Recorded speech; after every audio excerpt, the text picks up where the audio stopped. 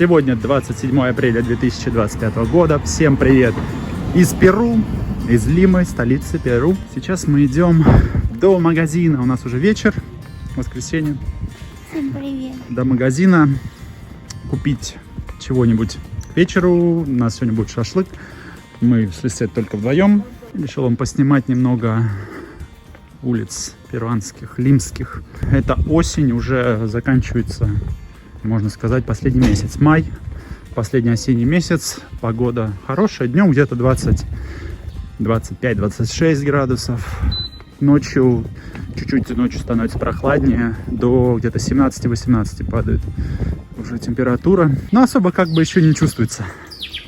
На этой неделе, кстати, мы ездили с моим товарищем, вот, с Ильей, ездили купаться на наше место. Мы купаемся в Пунта-Эрмоса. Но в этот раз мы решили проехать немножко подальше, до места, которое называется Сан-Бартоло. У нас это Сан-Бартоло? Лисет говорит. Да, Лисет говорит, тоже знает. На том же автобусе, здесь прямо вот из Лимы едет автобус по побережью. Можно доехать. Час мы добирались, где-то час 10 даже. Вот, стоит 6 солей. И в одном из видео я увидел, тут местный перуанец снимает, там неплохая такая бухта была, мне показалось, еще солнце светило, красивая голубая вода. Но мы приехали, и там был серенький день такой, и там было достаточно грязно. Мы оттуда решили уехать и переехать как раз в наше место, в Пунта-Эрмоса. Они там недалеко друг от друга находятся. И искупаться там. В принципе, у меня есть оттуда небольшой видеоролик, я его сейчас, наверное, сюда вам вставлю, посмотрите. А мы пока дойдем до магазина. Такие пальмы. Здесь сегодня хороший день. Кстати, вот здесь погода в Лиме, вот последний, наверное, этот месяц, вообще не облачко, жарко. А возле океана почему-то тучки, серое небо. Хотя вот все рядом находится. Вода 20 градусов, как и была, вот мы месяц назад ездили, в начале марта. Точно такая же вода, 20 градусов примерно. В принципе, нормально. Единственное, нужно, заходишь, когда чуть-чуть подпривыкнуть, а дальше купаться, в принципе, нормально. Посмотрим, каким будет лето в этом году, точнее зима в этом году. Здесь климат очень такой весьма разнообразный. Одним словом не описать, от многих факторов зависит. Зима может быть как теплая, так и прохладная.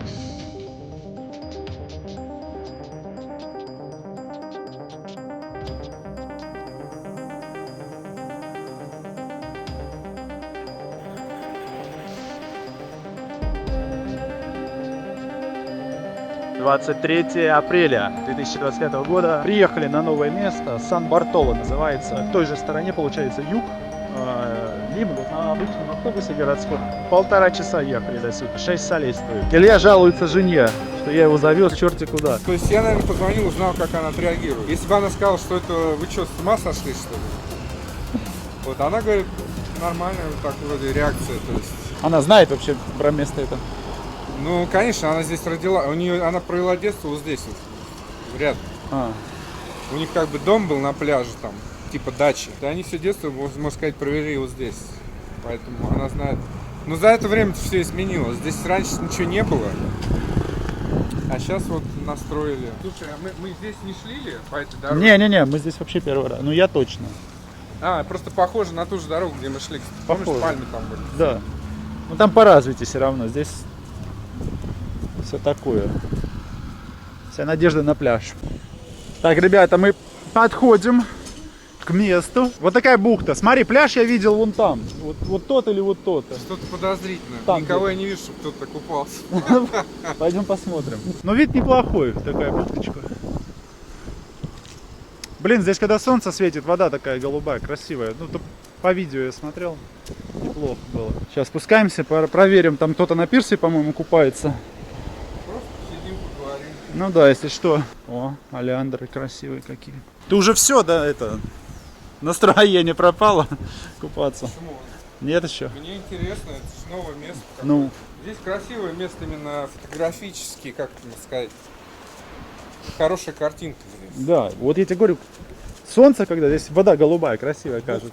Бухта. Бухта, да. Лодочки плавают. Глянь, какой Dodge Ram. Дизельный, прикинь. Да, вот раньше делали автомобили. Это похоже как это, когда один дома, помнишь, они в аэропорт уезжали, вот, по-моему, на таком. Вот он до сих пор с тех времен еще жив и здоров. Представляешь? Глянь. Металл какой. О, Пляж, смотри, он... галька. Да, галька. Как на Черном море, даже запах похожий. Разочаровало нас место, здесь, конечно, есть сход, вот он, но вода грязная, какие-то водоросли, глянь, мусор тут, ну, то есть, вообще некупабельное место совершенно. Сюда не стоит ехать, в общем-то, чтобы искупаться. Вид красивый, конечно. А не более. Здесь какие-то съемки происходят, не знаю, что снимают. И пеликан одинокий, он плавает. Мы решили вернуться на наш пляж Пунта-Эрмоса. Смотрите по дороге, что здесь продается. Рыбки вот такие. Как интересно.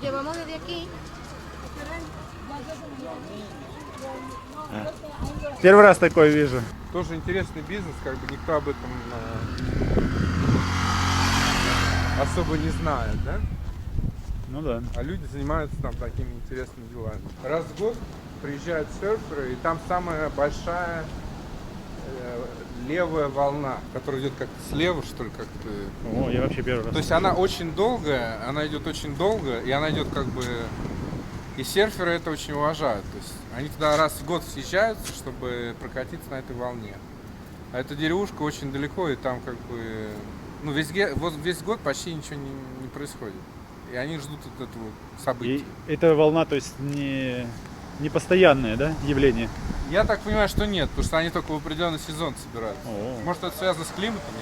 Мне кажется, зря это делаю. Почему? Я сейчас тоже залезу. Краб разбегается. Ты как этот, Нептун. Как вода? Нормально? Давай. Так, ну что, попробуем воду. Главное камеру не утопить. Нормально? Привык? Я бы сказал, О! Блин, я что-то камеру боюсь утопить здесь. да вроде нормально. Волна есть, но она такая мягкая, такая большая, мягкая. Не, пойду я ее положу, я тут здесь ее утоплю. Вода, в принципе, не изменилась, по-моему, такая же температура. Не, сейчас чуть-чуть вам потеплее. Теплее даже, да, кажется. Мне кажется, это из-за воздуха. Воздух прохладней. Ладно. Сейчас я пойду закину камеру и полезу тоже. Потом расскажем. Мы учли прошлые последствия нашей вылазки на океан, поэтому сейчас жирненько намазываемся. Но я сейчас все равно футболку надену. Вот по серферам, вот там серферы катаются. Здесь они тоже заходят с досками, по ним можно заметить, они прям очень жирно намазываются, потому что здесь долго, кстати, парень вот там едет. Очень ядреное солнце. Кажется, что тучи, все заволокло и ты не обгоришь, но обгораешь здесь очень страшно просто. Глянь, как классно катаются, слушай, там волны крутые сегодня, обалдеть. Обгораешь вообще в момент. Вот даже через такие тучи. Смотрите, какая скала интересная, и там много птиц, там пеликаны, и вот эти вот, как они, не знаю, называются.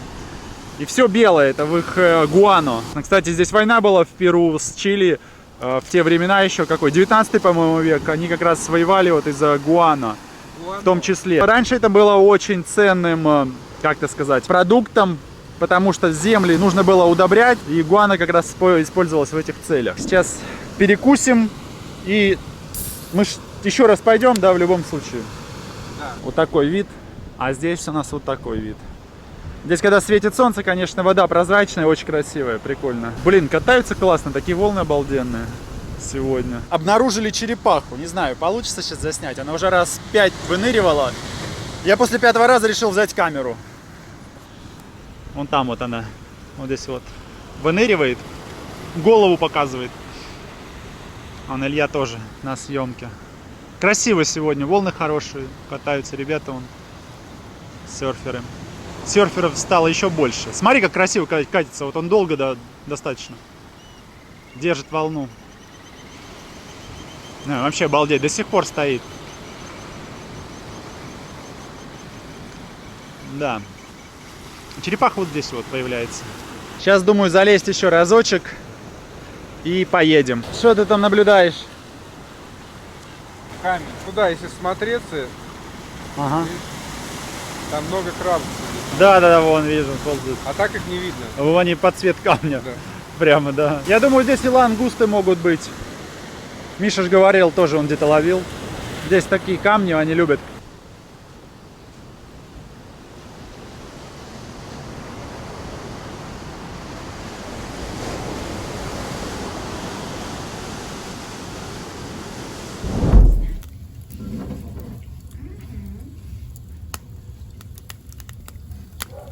Костерок вам перуанский наш, лимский.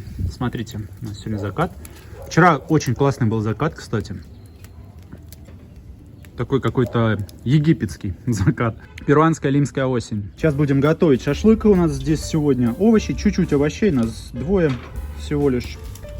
Зелень, редиска, огурец, петрушка. Петрушка и как он называется? Кинза. Вот это огурец. Вкусный огурец, называется органику здесь. Огурец органику. Он поштучно продается, типа китайских, но он очень вкусный такой, именно хрустящий, с запахом, как надо. Помидоры не покупаем, они здесь несъедобные. И шашлык. Такой шашлык. Здесь у нас килограмм 200 грамм шеи и крылья куриные. Где-то грамм 800. Вот такую дыню сегодня купили. Какая-то новая. Обычно здесь дыни очень вкусные, прямо они круглый год, и они очень вкусные. Типа нашей дыни, вот как она, торпеда, вот такая длинненькая. Она такая же, она очень сочная, во-первых, сладкая, ароматная. Я ее прям постоянно покупаю. Люблю ее с утра с творогом есть. ¿Qué comes, amorcita? Habanero. Habanero con con Con chips. chips, porque quiero para probar. Давай. ¿Qué piensas? ¿Está bien? A mí me gusta. Para probar. Con habanero. Da. Давай.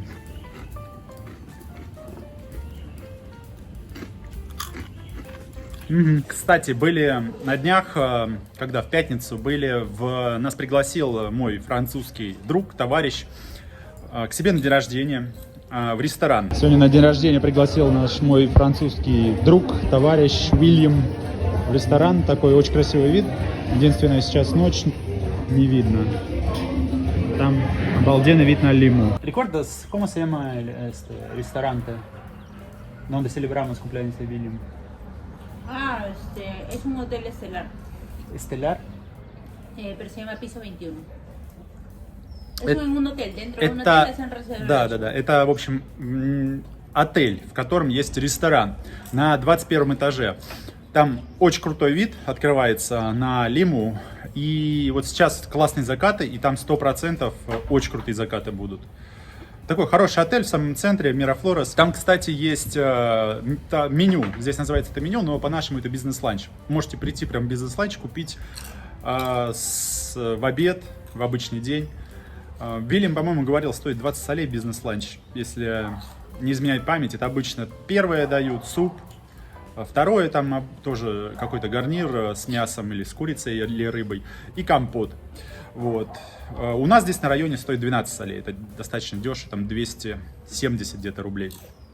Там, по-моему, 20 он говорил.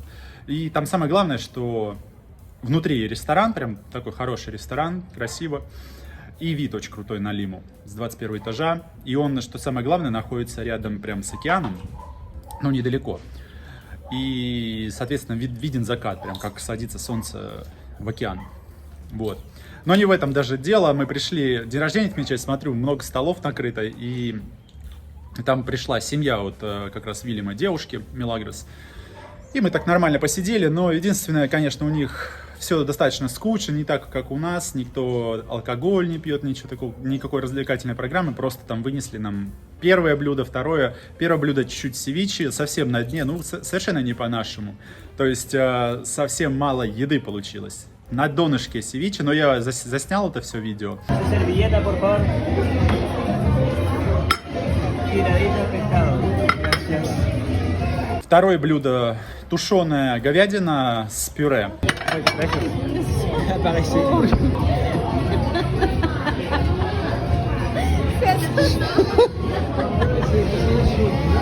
И этот был, как он там, постре этот, десерт. Заканчиваем десертом. Такая корзиночка. Кстати, еще один момент. Мы подарили подарки, соответственно, дарят подарки, день рождения. И мы подарили подарки, приходишь и даришь вначале подарок. Я предлагал Лисет купить конверт, положить денег просто, и все. Но здесь так не принято, она меня просто отговорила, сказала, нужен какой-то подарок. Купили подарок. Я посмотрел, вот мы подарили вначале, и больше никто ничего не дарит. Народ приходит много, но никто не дарит. Странно очень. Я думаю, как так? Не знаю, как они там без подарков, может быть, пришли на день рождения. Но оказалось, что в конце день рождения подарки дарятся. То есть закончилось день рождения, все подходят, еще раз поздравляют именинника, соответственно, француза Вильяма, и дарят подарки. Подарочки. Еще подарочки. Тут почему-то дарят подарки в конце. Смотрите, все дарят подарки в конце. Все, задарили. В итоге все подарили подарки. Я понял, что немножко по-другому здесь. Еще раз поймал себя на мысли, что здесь немножко по-другому. Сейчас будет песня для Уильяма.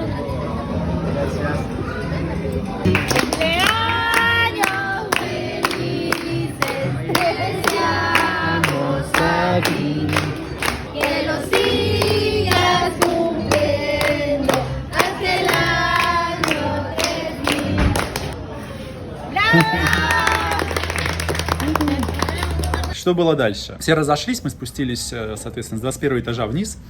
И ребята предложили, говорят, пойдемте вот вчетвером посидим. Вильям, его девушка Милагрос, я и Лисет. Они предложили выпить по коктейльчику, там, просто в каком-то кафе ближайшем. Распрощались со всеми гостями. Сейчас идем просто кофе выпить. Вот тут улица. Мы в самом центре. И сейчас в каком-нибудь кафе, наверное, сядем. Попьем кофе. Подарков столько Уильяма. Уильям Куанто.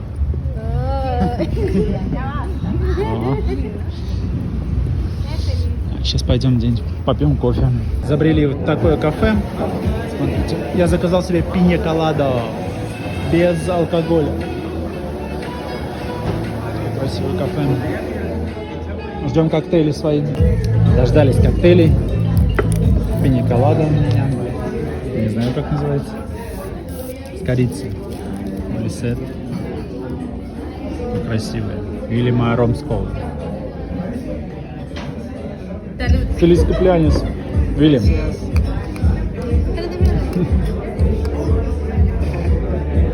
Сидели, отлично общались.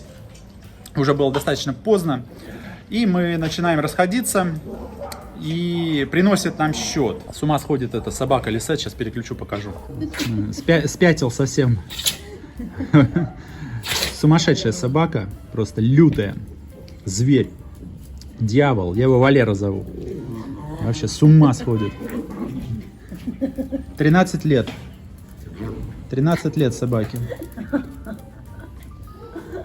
С ума сойти.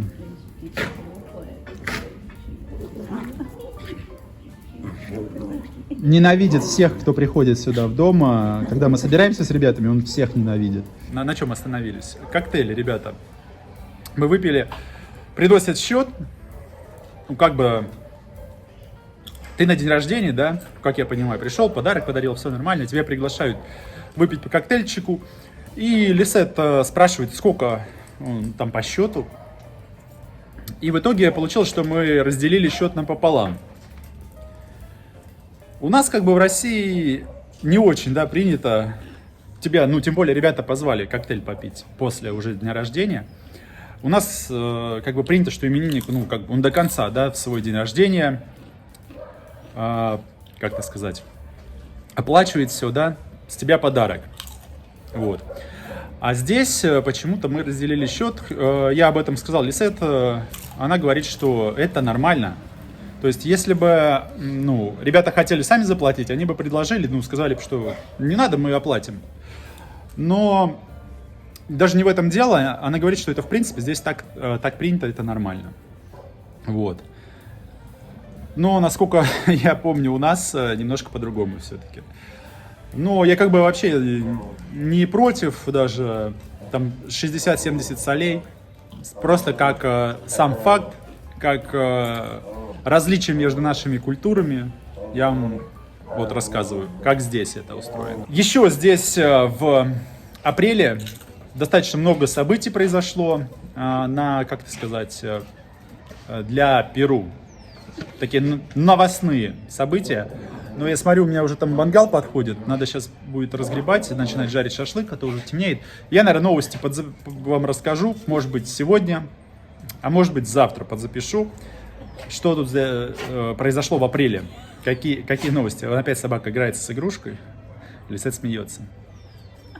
Так что не переключайтесь. Сейчас сделаем шашлык. И я покажу, во-первых, шашлык, как получился. Поедим. И, возможно, новости подзапишу. Не забывайте подписываться на телеграм-канал. Туда все-таки чуть-чуть побольше публикую видосов. Иногда у меня остаются эти короткие видео. Снимаю что-то и туда публикую. Опять же, не очень часто, но чаще, чем на YouTube. Телеграм ссылку оставляю постоянно. И задавайте вопросы, конечно же. Может быть, кому-то что-то интересно о Перу. Спрашивайте. Латинской Америке. Я чем смогу, вам подскажу и помогу. Так, поставили наш шашлык. Супер угольки. Кто-то тоже отмечает что-то. Шашлычок готов. О, красота. И у нас осталось овощи. Кабачки, перец, красный лук. И все. Отлично. И у нас куча зелени. Передонде.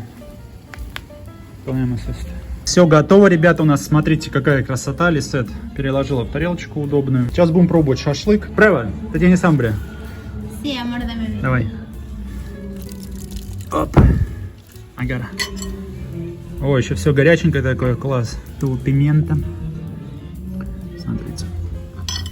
Oh, mi pimiento. Угу, тут пимента. Y amor mío.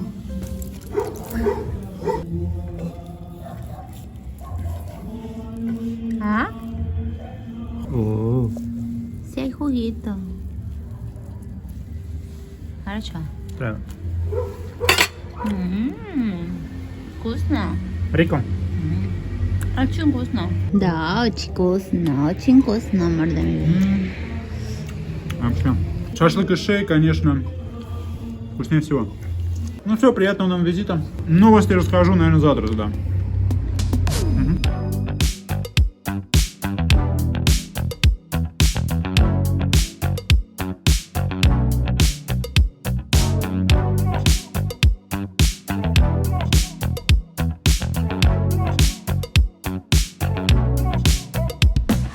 Еще раз всем привет из Перу, из Лимы. Сегодня 28 апреля 2025 года. И как я уже оговорился вчера, во вчерашнем ролике, хотелось дозаписать это видео и рассказать о значимых новостях, событиях, которые произошли вот в этом месяце, в апреле. Я вообще, в принципе, не записываю новости так часто о Перу, но те новости, которые произошли в этом месяце, они достаточно значимые. Я хотел бы оставить это видео себе на своем канале, скажем так, на память и немножечко вспомнить историю, напомнить себе историю Перу.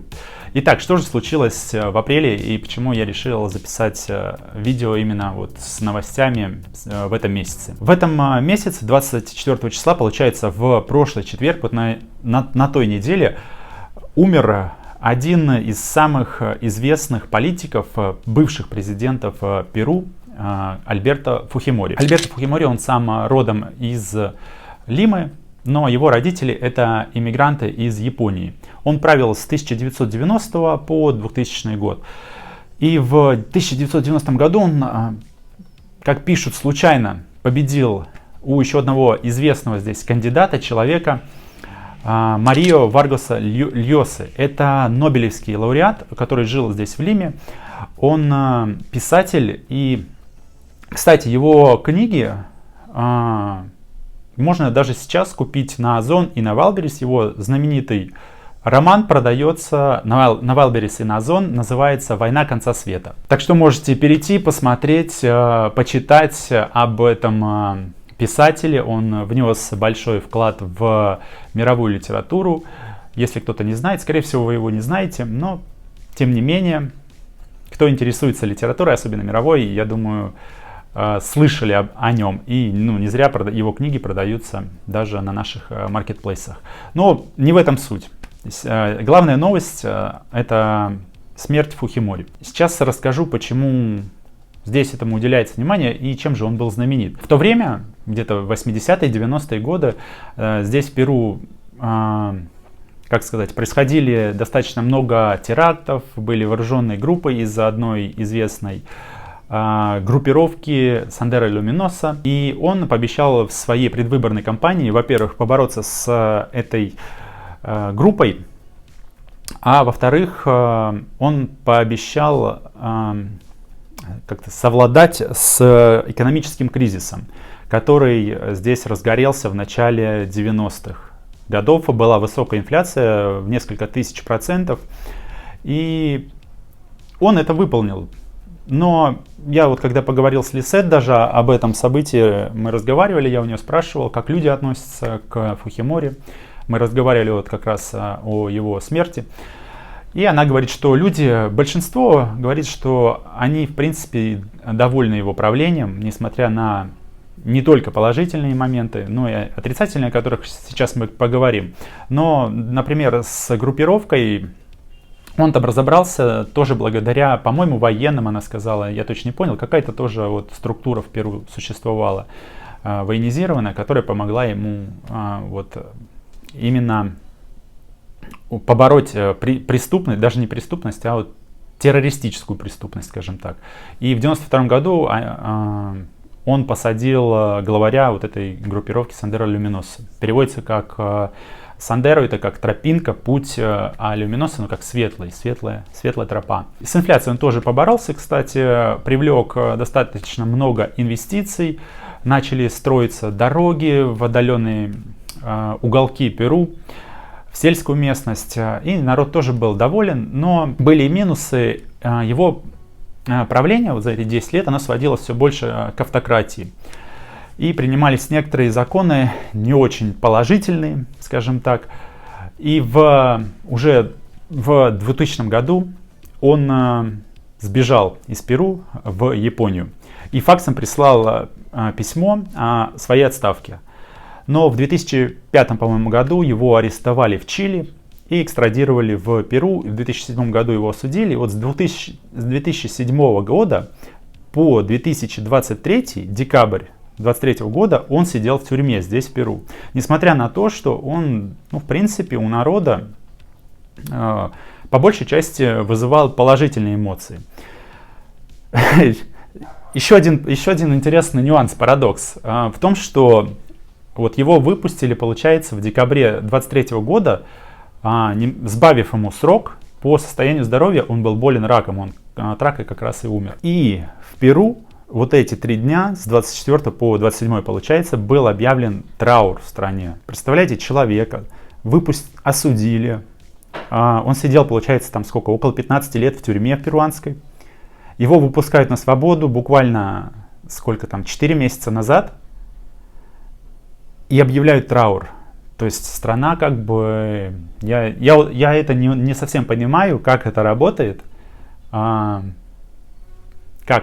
вы считаете? Напишите в комментариях, что это такое, почему, как это может быть. Да, то есть человека осудили, он совершил там какие-то преступления, потом выпускают и объявляют по нему траур. Вроде как он и хороший, и плохой. Не очень понятно. Напишите в комментариях, что думаете. Но это еще не все. Самый главный парадокс. Вот этот писатель Варгас Льоса умер буквально за неделю до Фухимори. Он умер, по-моему, 14 числа, сейчас уточню. На один день ошибся, 13 апреля он умер. Представляете, вот они боролись в 90-е годы, в 90-м году, получается, в 89-м, за власть, за президентство и умерли практически в один срок.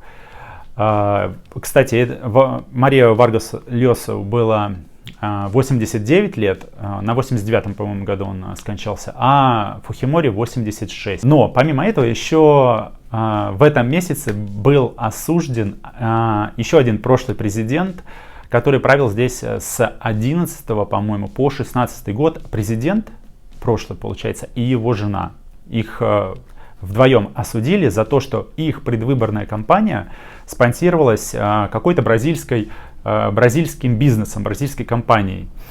Сейчас скажу, как их зовут. Я, честно говоря, не знаю. К 15 годам их приговорили. Ольянта Умала и его супруга. Представляете, с 11 года они президентствовали до 16 года. По 5 лет, получается, по-моему, да, здесь президенты. Их осудили на 15 лет за то, что выявилось, что бразильская компания, организация поддерживала его президентскую кампанию, соответственно. Вот. Здесь вообще в Перу президентом быть, получается, достаточно как-то опасно. То есть президенты, если анализировать историю, заканчивают не очень хорошо. Фухимори, вот этот товарищ Ольянта Умала. Соответственно, сегодняшний президент Перу Дина Боларте, предыдущий ее предшественник, он тоже осужден. Его тоже посадили в тюрьму. И вчера мы разговаривали насчет этого с Лисета, прогуливаясь вечером с собакой. Она говорит, что, скорее всего, и к Боларте, к сегодняшнему президенту Дина Боларте будет претензий, потому что ей то ли кто-то подарил, то ли она как-то из бюджета. Просто представьте, за что. Купила часы дорогие. Ну, типа какого-то Rolex там, за 10 тысяч долларов. Я там, не то что возмущаюсь, я говорю, ой, да в России это, то есть на это даже внимания не обратили бы. То, что кто-то купил там какие-то часы. Обратили, возможно, да, но забыли быстро. А здесь это реально грозит президенту сроком. Она говорит, что президент, получается, взял это из общей казны государства, эти деньги, и потратил на часы. То есть это не ее деньги, она не имела права. Только один вот такой прецедент здесь может закончиться весьма плачевно для президента. Вот такие новости были в Перу. Я не буду рассказывать все остальные. Это было просто такое достаточно значимое событие здесь для перуанцев. Еще из таких малозначимых еще отмечу то, что были протесты мотоциклистов. Им сейчас меняется закон, запретили ездить на мотоциклах вдвоем. То есть вдвоем сейчас в Лиме и там, получается, пригород, порт Каяо запрещено ездить на мотоциклах вдвоем. Это все связано с тем, что обычно преступления совершаются на мотоциклах, и два человека, один за рулем, другой выбегает с пистолетом и начинает грабить. Поэтому запретили ездить, штраф до $500 за нарушение. То есть, если едешь вдвоем, тебя остановят и будет штраф до $500. И также у них еще был закон, что на шлеме и на жилете должен дублироваться номер мотоцикла. И мотоциклисты, соответственно, по этому поводу протестовали. Вот такие новости. Надеюсь, я не сильно вас загрузил информацией. Но захотелось оставить для себя тоже на память в этом видео немножечко вот такой перуанской истории. Что думаете? Напишите, как вам политика Перу, президенты. Президенты, по-моему, я не помню, менялся тут, оставался тут кто-то на 2 срока. Здесь постоянно президенты меняются, их часто в отставку отправляют, сажают в тюрьму. Еще раз говорю, президентом в Перу быть достаточно опасно. Кстати, Фухимори, когда разобрался с инфляцией, в 2000 году он ушел. С 2000 года, получается, до сегодняшнего момента, до 25-го, курс соли, это местная валюта перуанская, она практически не меняется. У нее есть колебания, конечно, но она как стоила 3,5, 3,6, там 3,7 за доллар, то есть 3,7 соли за $1. Так она примерно 25 лет и стоит. Сегодняшняя ставка ключевая здесь в Перу, по-моему, 4,5%. Так что здесь в этом плане, в принципе, достаточно стабильно. Цены меняются, но не так сильно, не так заметно. Соответственно, при такой инфляции они особо и не должны меняться. Район Сан-Борхо, 1 мая 2025 года. Приехали погулять от Слисет после обеда. Это не свадьба, это, как называется, кинсионеры. То есть здесь принято, когда девочкам 15 лет исполняется, это очень, как это сказать, пышно отмечают. Лимузин принято снимать, много гостей приглашать, подруг. Вот. Это вот так выглядит. И это по всей Латинской Америке. Вот такой парк. Сколько? Пенсионер. У нас наступил последний месяц осени. Хорошая погода. Классно. Кстати, много оливковых деревьев здесь.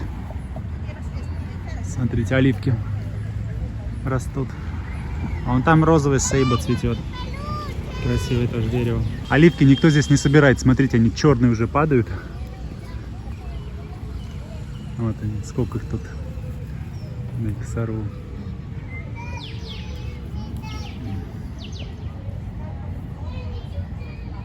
Ай, здесь гуси гуляют. Или утки, кто это? А, вон там целый загон. Тренажерный зальчик наверху. Общественный. А, Марсита.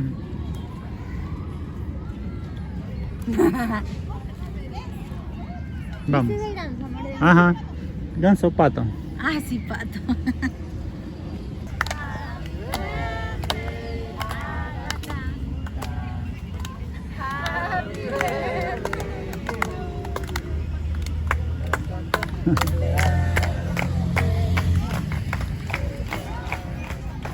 Вот такой один из парков в Лиме. Там волейбол кто-то играет. И много деревьев оливковых.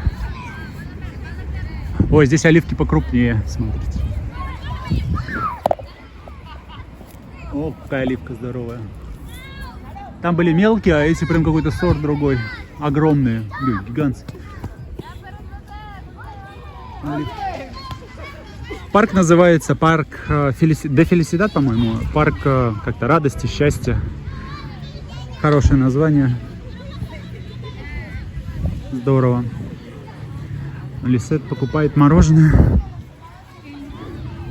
Не знаю, почему здесь не развито оливковое производство. Производят, конечно, оливки свои, но не в таком масштабе. Посмотрите, как они здесь растут. Вообще гигантские. Оливки. Все в оливках. Так хорошо растут. Видимо, можно выращивать. Масло делать. Compraste. Sí, amor mío, chicha. Chicha. Este lado de chicha, mira, пожалуйста. Ага. Вкусно. Saborea, ¿ves? Gracias.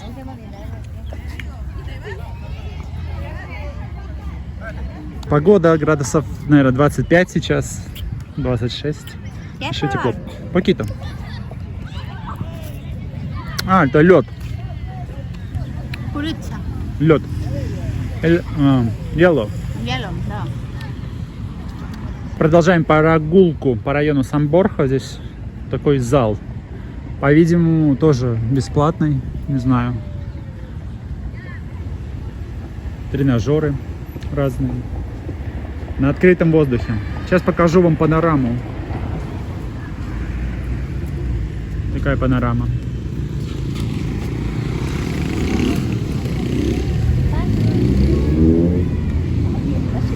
Wait.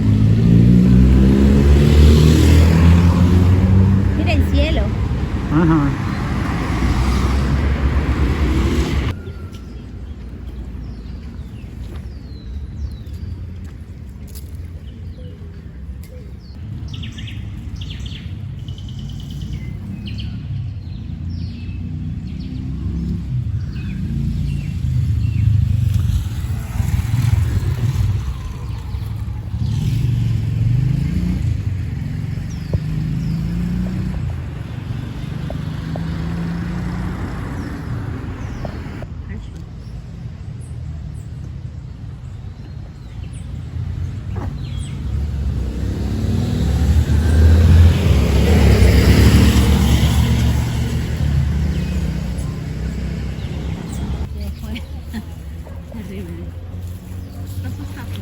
Колибри пьют воду. Смотрите.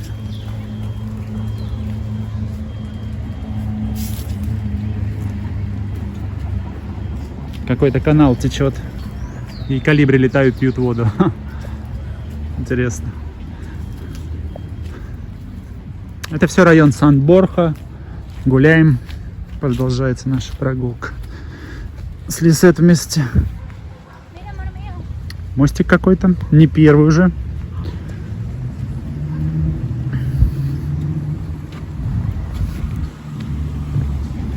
Порше.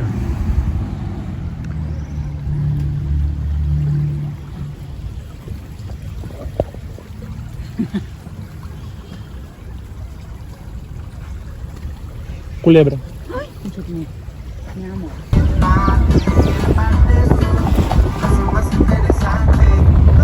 Не забывайте писать комментарии, ваше мнение, какие-то вопросы спрашивать. Я буду, конечно же, на них стараться отвечать. Возможно, на какие-то вопросы буду записывать отдельные видео. Все, ребят, всем спасибо.